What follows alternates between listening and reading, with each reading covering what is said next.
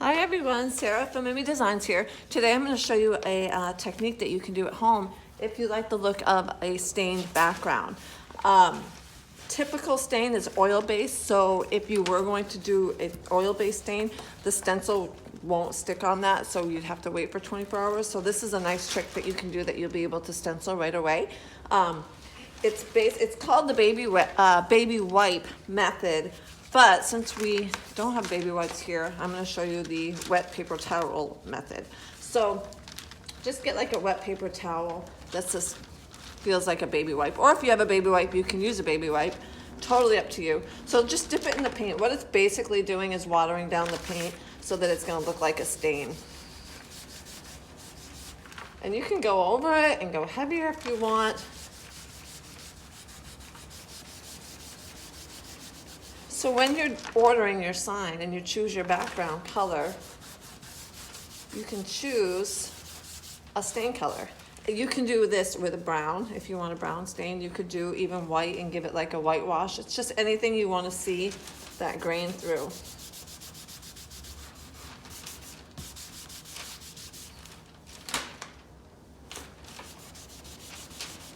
And if it's looking like heavy in some areas, just get the wet paper towel and just, you can get a new one that I got and add some places.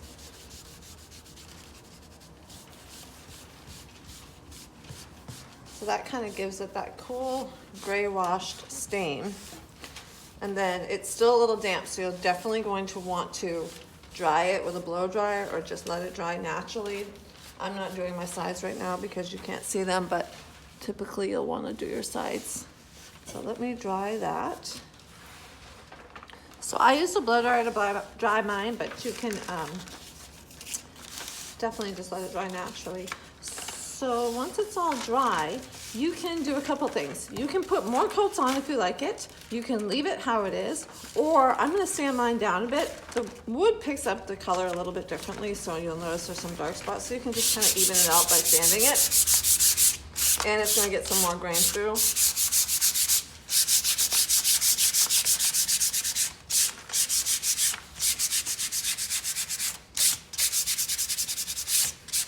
And then since this one's not going to be framed, I like to sand my edges down. It kind of gives it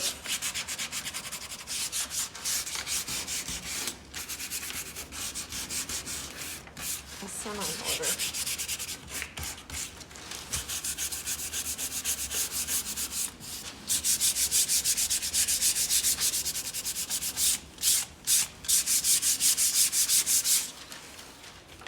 So when you're finished sanding, then you're ready to do your stencil part.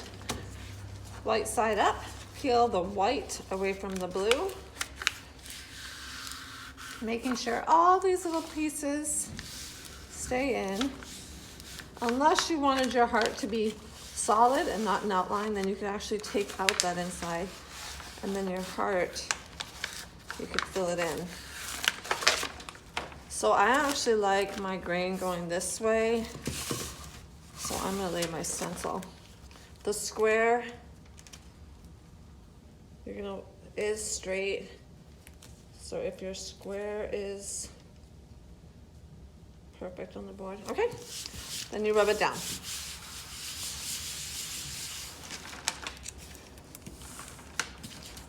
Then you peel off the tape, still making sure all those pieces stay down, unless you want to take out that.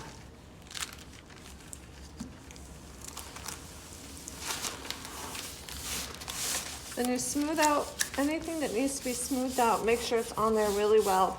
And then the next step is the Mod Podge. Has the MTP, so you don't think that it's white. And then you really just need, that part got cut off because somebody called me on my phone. So you just need one light coat of this Mod Podge. You don't need multiple coats. So you just dab, dab, dab, no swiping, just one coat. So once your Mod Podge is dry, then you can start to paint. I'm just going to do one color because I really like just simple signs. But if you want, you could do let's and in one color and stay one color. You could do like a little pop of color for the heart. But either way, you're gonna dab in. This is gonna be too heavy. Always dab off on your paper so that it's almost, I call them dry coats. This is gonna be your first coat. You can dab in.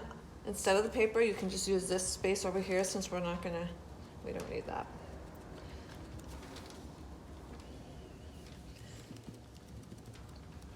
You really don't want to swipe it. You just want to dab up and down. Really light coats. If there's any extra paint on that, even though we Mod Podge, it still could sneak under there and bleed.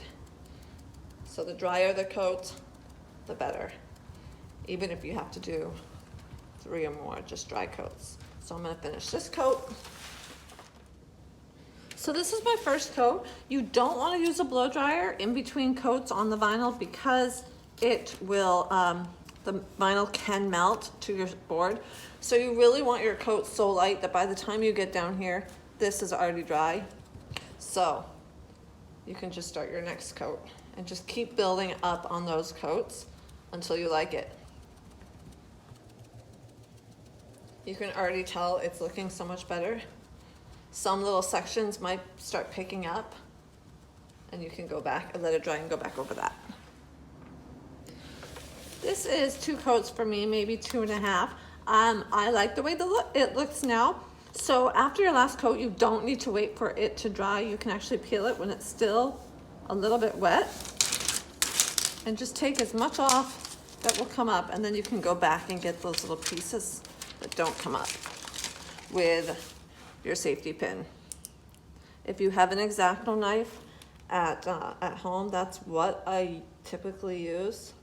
And if there's little bleedings, you can always do that. So just stab your wood. If it has little stab marks, don't worry, you can go back in and fill those in with a little bit of gray, watered down gray paint too. Sometimes even with the Mod Podge, it might bleed a little bit and it's normal and it's fixable. Like you'll see right here, it kind of feathered a little bit. It might have been just the grain of the wood. So I'm just gonna scratch off that paint that did bleed a little bit. Just clean it up.